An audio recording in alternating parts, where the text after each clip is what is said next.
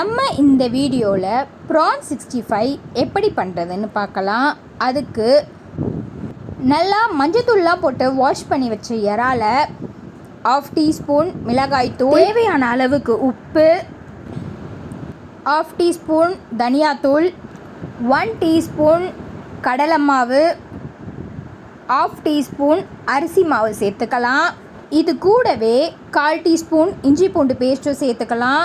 டேஸ்ட்டுக்காக கொஞ்சம் லெமனும் ஆட் பண்ணி நல்லா பிசைஞ்சு வச்சிடலாம்.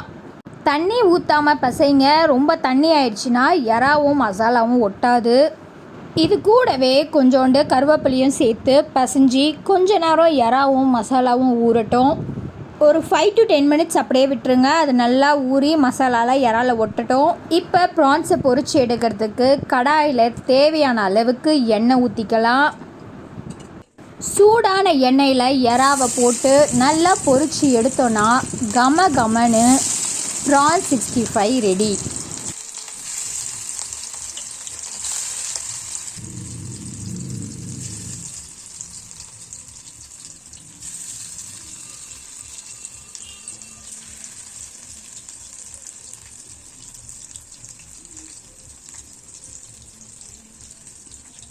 நல்லா இறா ஒரு பக்கம் வெந்ததுக்கப்புறம் இன்னொரு பக்கம் திருப்பி போட்டு ஃப்ரை பண்ணிக்கலாம்.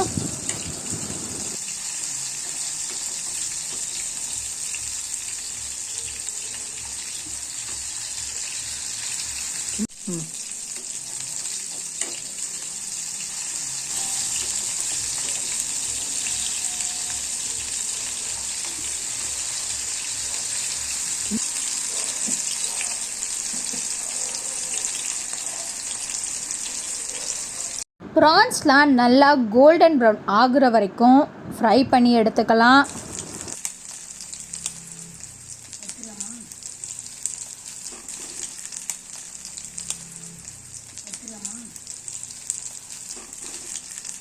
சுவையான ப்ரான் 65 ரெடி.